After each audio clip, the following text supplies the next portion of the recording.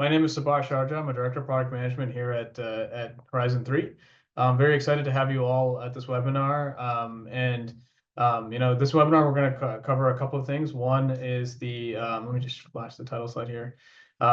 We want to cover the broader topic of improving the impact of your cybersecurity investments holistically and continuously. And then we're also excited to have one of our customers with us on the call, and I'm excited to go on a Q&A session with him and ask Bruce broader questions about how Horizon 3 has fit into his portfolio. And we'll also cover a new product that we just launched recently called NodeZero Insights and how that fits into our product portfolio and how it's going to add a lot of value to your products, as well as any questions and answers that we may have at the end of the session. So let me review. Actually, Al, if you could, is there a way to? Yeah. Okay, great. So let me review the poll results. Hopefully everybody's able to see it. So I'm just going to review some of the questions. So the first question we asked is, how often are you running pen tests today across our attendance base?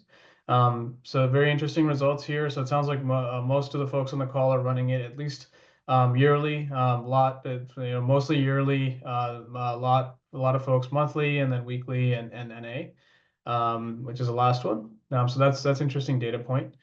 We just as a tangential note, we found that among our customer base, 80% of our customers are running it at least on a monthly cadence. So that's a good data point to note. The second question was, how would you rate your experience working with IT and dev partners to remediate security risks? So it sounds like it's pretty positive. Mostly, with about 70–80% are above the 3, which is great to hear. So a few folks on that 1 to 0 or 2 range. So that's interesting to hear. So something that we can definitely touch upon in the conversation. I'm sure Mykhaylo has a lot of great experiences to speak to there. And then the third one, how confident are you improving your cybersecurity investments?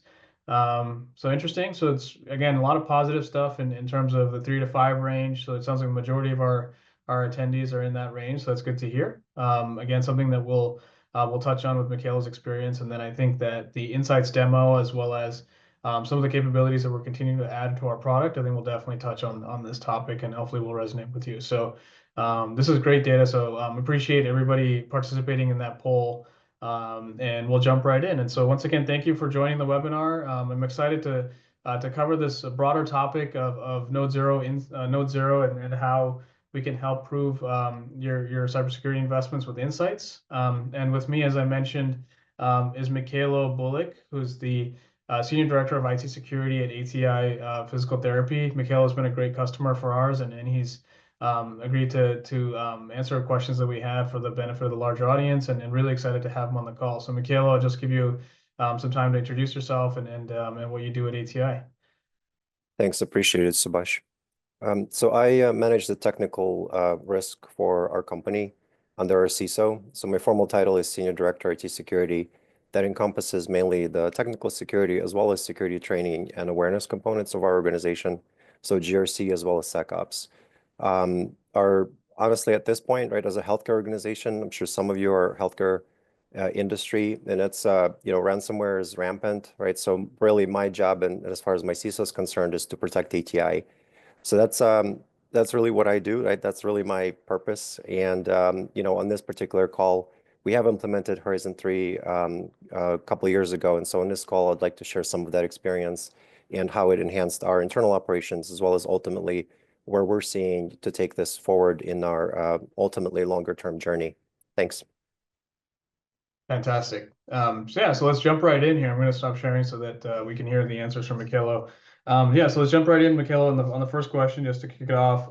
How did you decide to invest in NodeZero and in Horizon 3 more broadly, and what really drew you to that solution? Thanks, Subhash. So yeah, it's the question ultimately came down to the effectiveness of the findings. So I'm sure as per the poll's answers, right, quite a few of you do annual pen tests, and out of those pen tests, you receive the results. And those results are real world examples of where the compromise scenarios might occur. So that's exactly the same thing that I was noticing, right? As we were cleaning up our organization, getting rid of vulnerabilities, hardening the environment, moving to the cloud, and going through pretty much continuous changes, as I'm sure all of you are seeing. IT is very much a constant change type of an organization. When we reached the baseline of, pretty good cyber hygiene, the question then became, all right, so what do we now do, right? What do we focus on? How do we prioritize? And because of that effectiveness of pen testing, we decided to give automated pen testing a try. So a good partner of ours brought Horizon 3 to bear. So we met with them, saw the capabilities, and realized that that's something that would fit really well. So as a result of this, we implemented Horizon 3 first initially as an external test, and then moved into the internal testing capacity as well. So that's really it. They're just effectively trying to maximize the value of pen testing instead of trying to pay a single time once a year. Now there's this opportunity to do it continuously, hence Horizon 3. Yeah, and Mykhaylo, as a follow-up to that, how often are you running pen tests in your organization? Yeah, so our external tests are aligned with development cycles, right? So as dev release cycles come out, where it's a biweekly process currently, so we run tests every week, whereas our release cycle is every 2 weeks. So then there's also the ad hoc component, right? So if we find out that the organization is releasing something, or there's a major deployment or patching issues, or new servers being put online, et cetera, new services, at that point, we also then launch Horizon 3 ad hoc, trying to understand, hey, are these new services configuration changes? Is that introducing a new challenge? Is there a perhaps new vulnerability or an attack path that can be derived from that addition to our environment? So in a way, oftentimes it happens where it actually occurs several times a week, but more generally, as a stable schedule, we run it weekly every Monday. Fantastic. Thank you for that. Yeah, and then as a secondary question to that, as a security practitioner, what kinds of questions are you required to answer for your organization? You mentioned working closely with the CISO and being in the forefront of security at your organization. I was kind of curious, specific metrics or anything else that you have to answer on a regular basis just to get a sense of that. Yeah, good question. So there's really three questions that I typically hear. It's the first one is, are we safe? Which is generally from the non-technical side of the business. So that question is usually referring to security training awareness or phishing emails, which I'm sure some of you as have, run-ins into phishing or run those programs. That's a very typical, almost excited component that some of our, business users ultimately bring up to us, right? Because like, oh, you got me on this phishing email.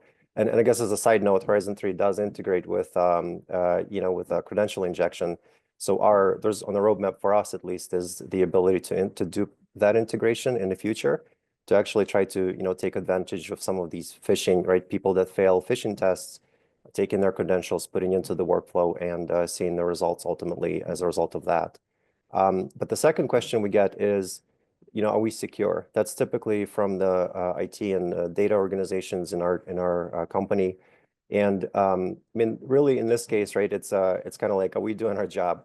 Well, our work is ultimately supporting IT. So oftentimes that are we secure question is really translated into what do you want me to focus on? And so this is where ultimately we saw the benefit from Horizon 3 because it allowed us to prioritize on real world vulnerabilities that would lead to an actual attack path, right, as executed by the program. And oftentimes, in fact, we validated this with manual operating pen testers that an attack path is very similar, right, in nature that Horizon 3 does versus a pen tester.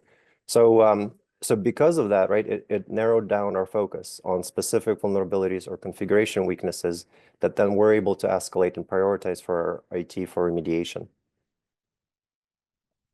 Awesome. And we have a question from the audience, if you don't mind, Mykhaylo, Sure. answering it live. So Kyle is asking, would you say that NodeZero was able to help you prioritize where you chase vulnerabilities or risks?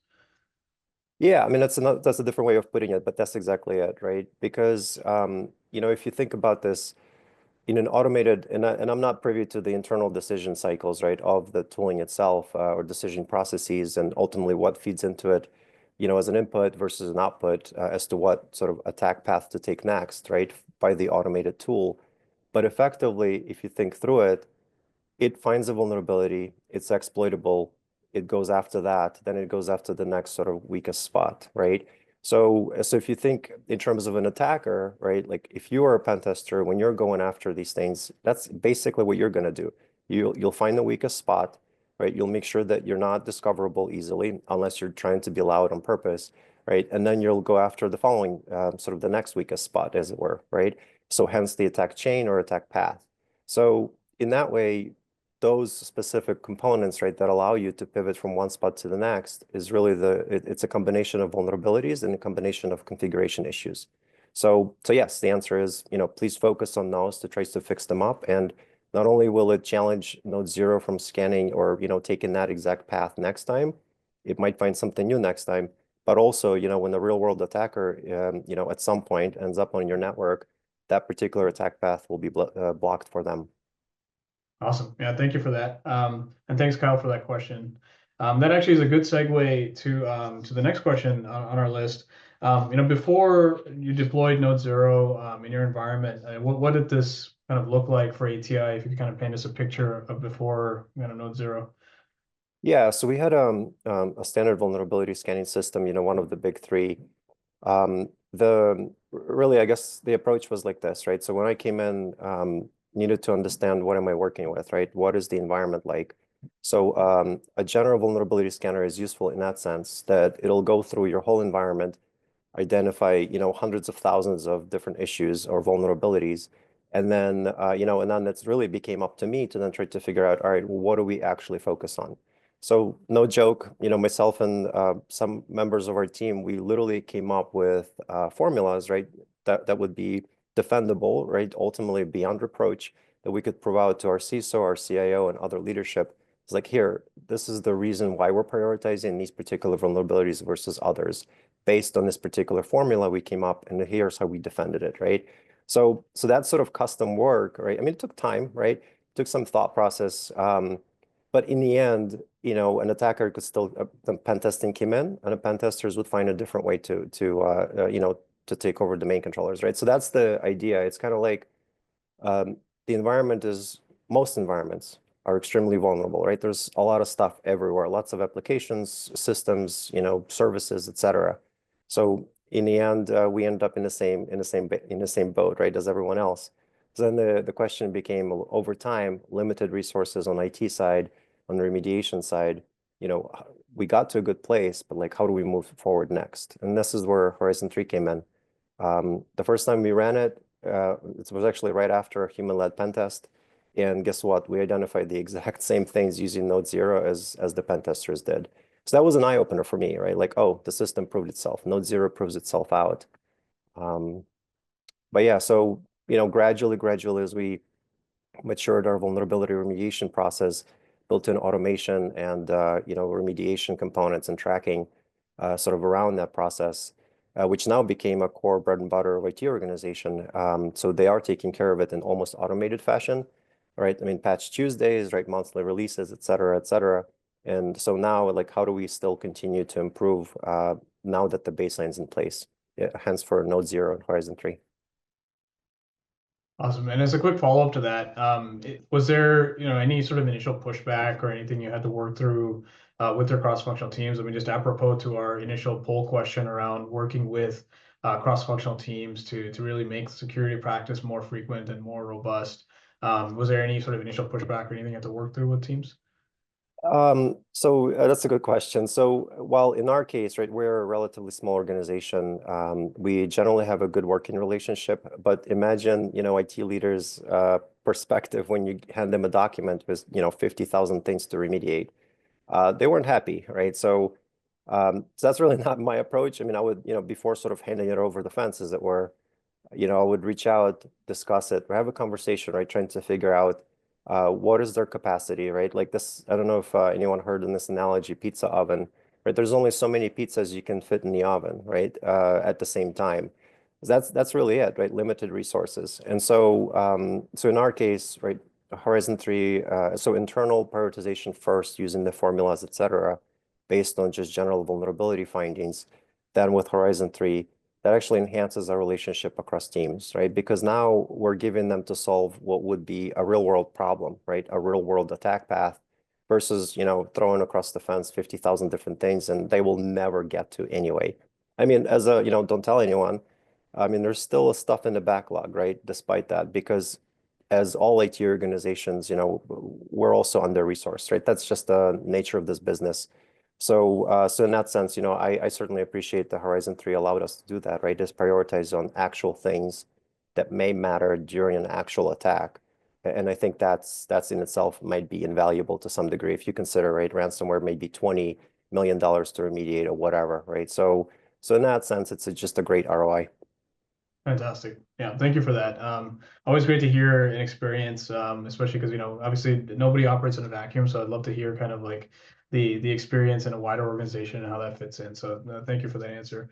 Of course. Um, Switching gears a little bit, NodeZero Insights is the latest product that we released last month. So we're very excited to get that into the hands of our customers and new customers as well. You actually were a very early adopter for NodeZero. I think you signed up very early. You gave us some really valuable feedback that we've worked into the product. So thank you for that as well.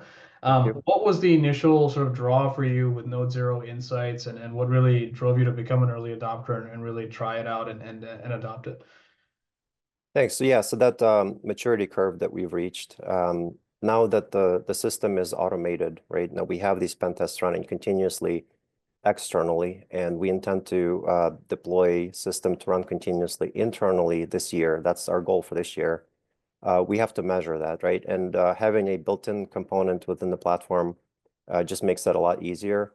But in the end, right, it's going to show us, the effectiveness not only of detecting vulnerabilities and weaknesses that lead to specific attack paths, but also over time, we should be able to see, is ultimately our collective team, right, collective IT with security, certainly, are we effective in remediating those, right? And what is that effectiveness rate? So that's mainly it, right? So my intent behind, trying to use the product early is to try to understand, will it ultimately help me, right, measure the effectiveness of my team's performance, IT's performance, and then deliver hopefully a good message to my CISO and CIO.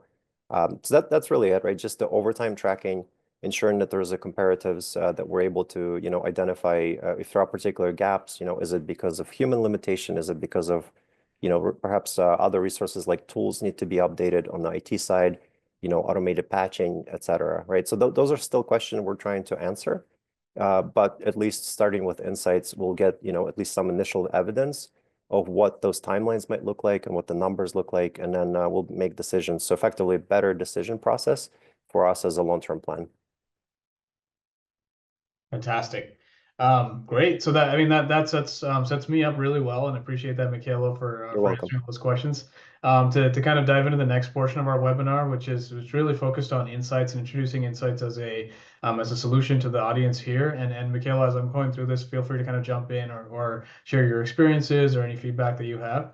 But I wanted to spend the last half of our webinar really talking about insights.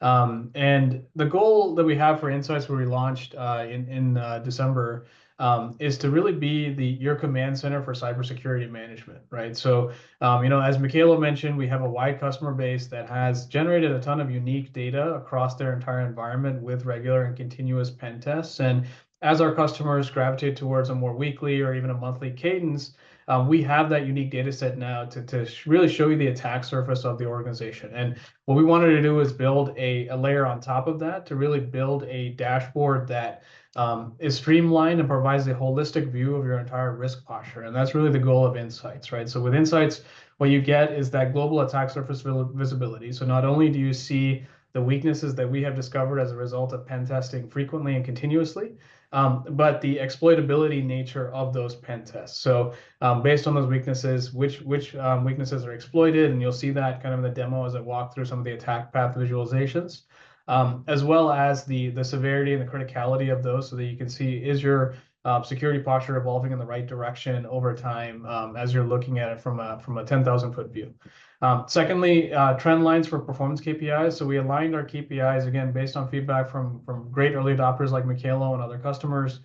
We aligned our KPIs to the typical KPIs that security organizations use to evaluate the risk of their organization, and is their investment in their remediation processes and their other security tooling aligned and headed in the right direction. So as you'll see, some of the metrics that we have built into the portal, you'll be able to see, and we're continuing to build on that, which I'll also touch on as I go through the demo, to align those KPIs with the ones that you're using within the organization as much as possible.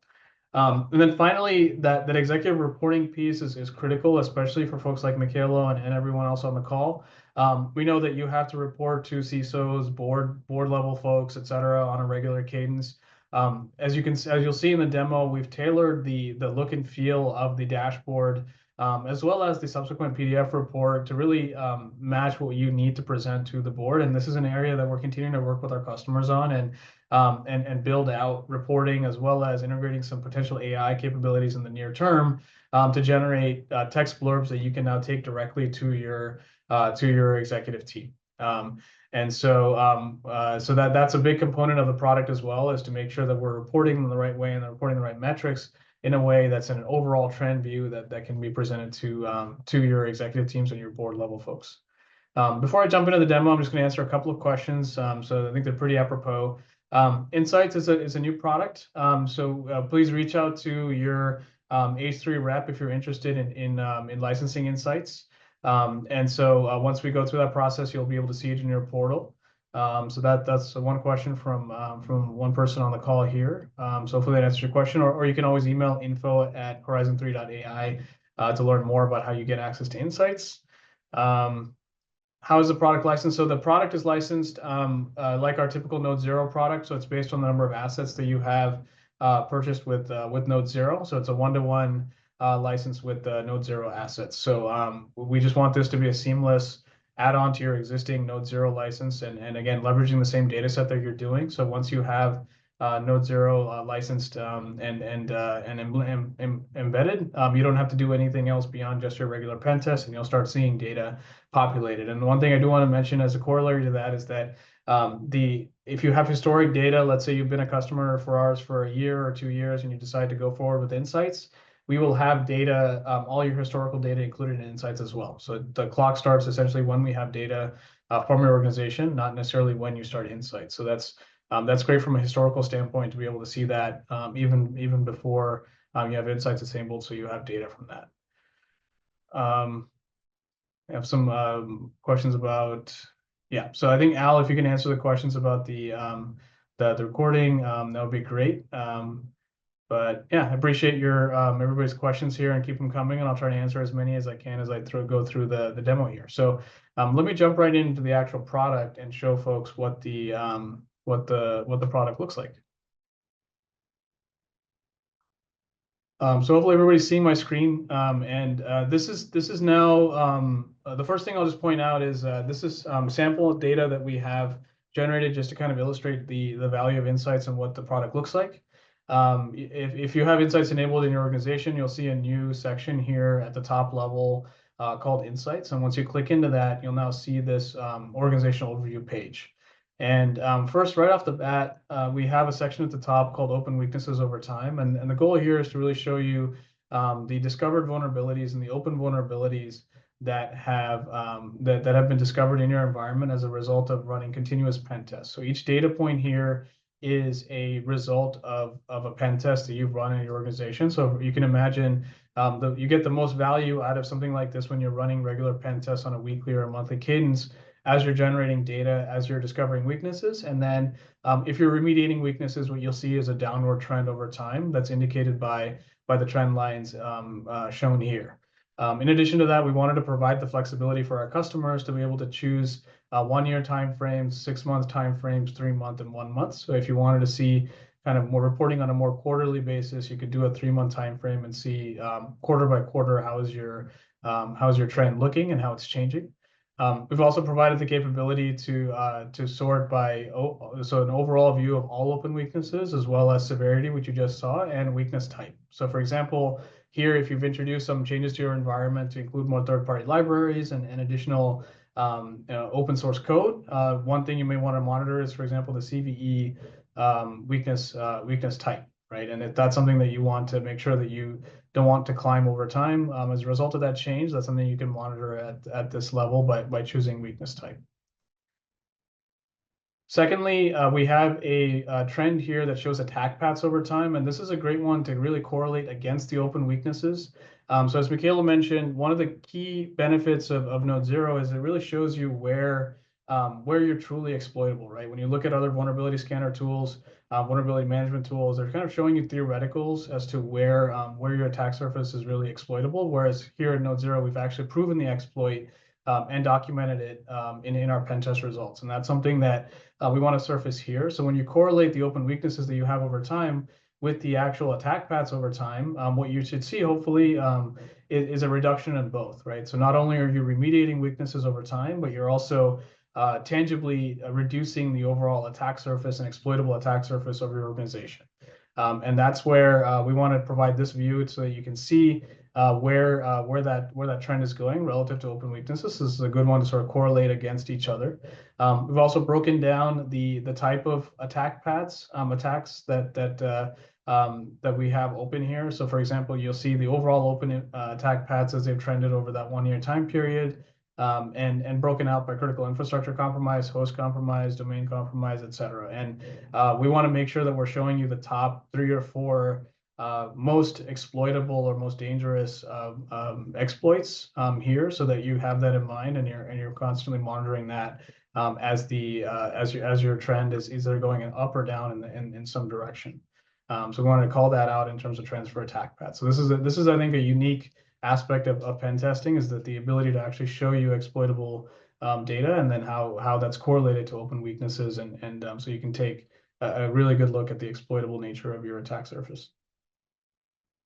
The next section is really focused on remediation summary, and the idea here is to show you at an organizational level those KPIs that I mentioned, and how your organization is doing when it comes to remediating weaknesses, as well as what the overall backlog of those weaknesses looks like.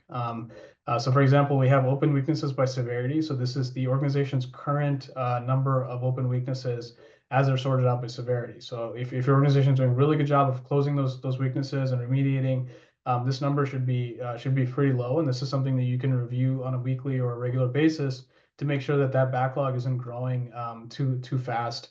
And something that you want to make sure that you keep remediating and keep an eye on. Secondly, we wanted to show you an open weaknesses by age, so that you can take a look at, how long have these weaknesses been open. So for example, if you have a lot of weaknesses that have been open for between 6 months to a year, then it's really useful to know that, so that okay, we should really focus on the ones that have been open for a long time, and remediate those before they become a problem. And once you've kind of caught up to that backlog, then one thing to keep in mind is focusing on really the weaknesses that have been discovered within the last 24 hours. So that's something that you can keep track on in this histogram, and as well as you can break down by critical, high or medium. So if you're just focused on, for example, just the critical ones and how old they are, this is something to really focus on and build a remediation program around in terms of KPIs and monitoring that.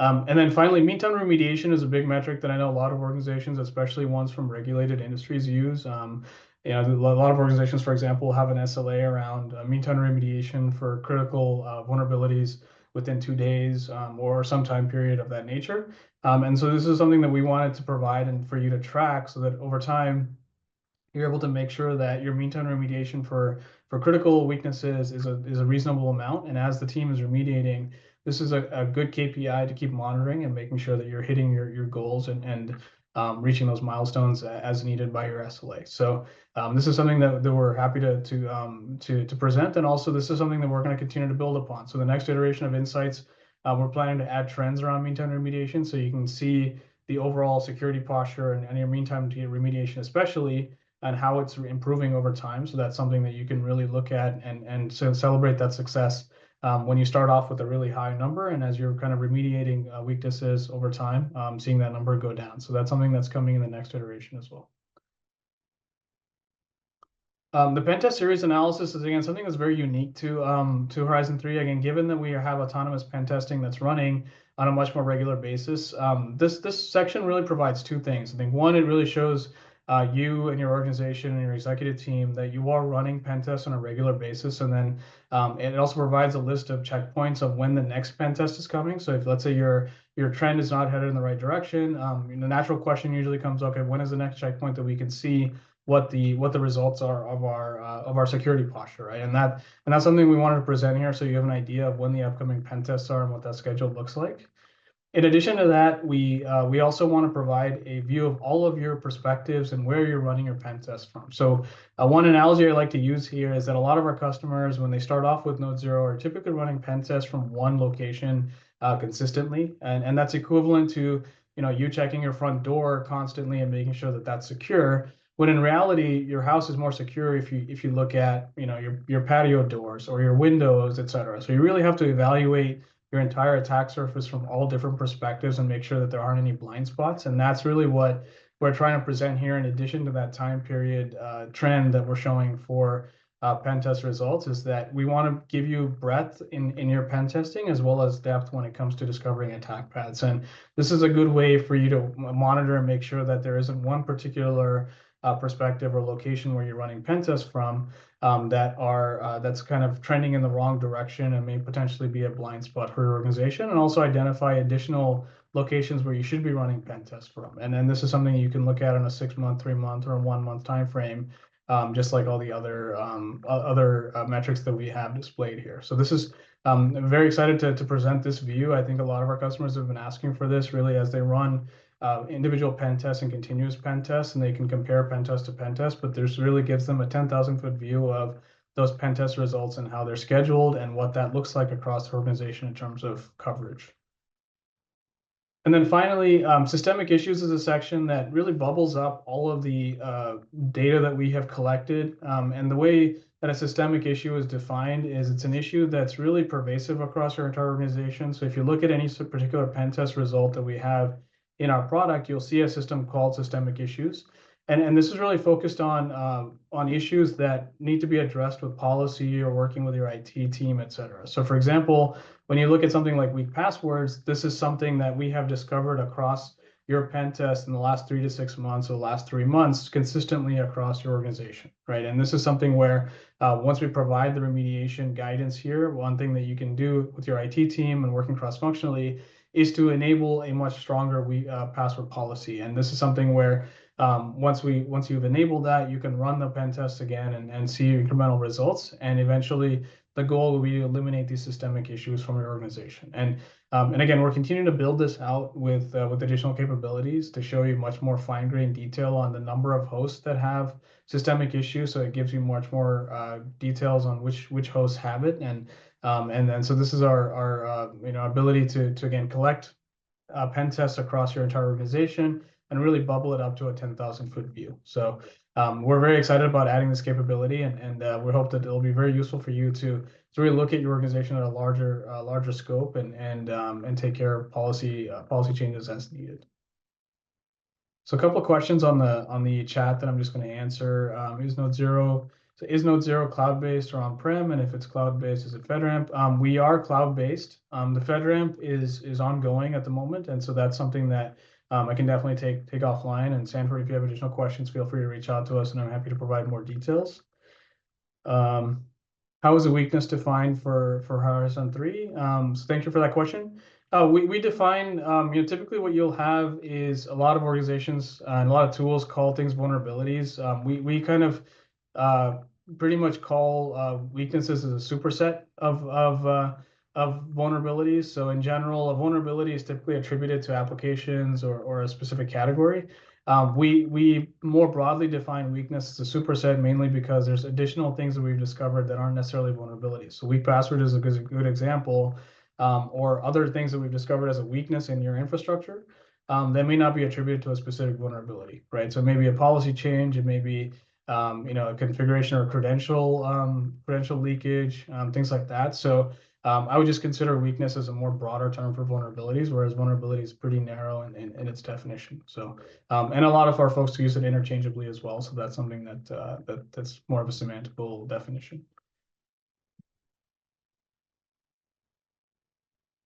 Fantastic. So that's the demo of Insights. So again, really excited to get this into your hands. So if you're interested, feel free to reach out to your Horizon 3 rep, your respective rep, and also send a note in info@horizon3.ai if you're interested. So definitely looking forward to getting this into the hands of our customers.